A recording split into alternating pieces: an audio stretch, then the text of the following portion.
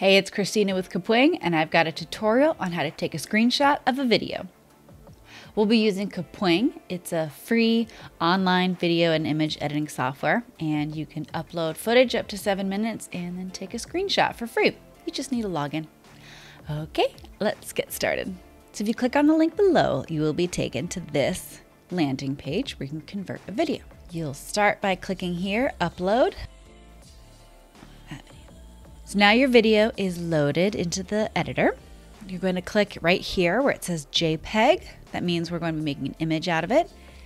And then you'll need to move the player head to find the exact second or frame that you want to use.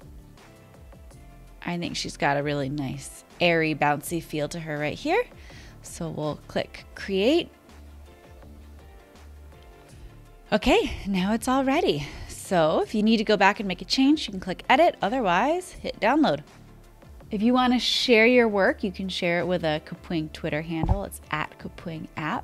Definitely subscribe to our YouTube channel. All right, thank you, bye.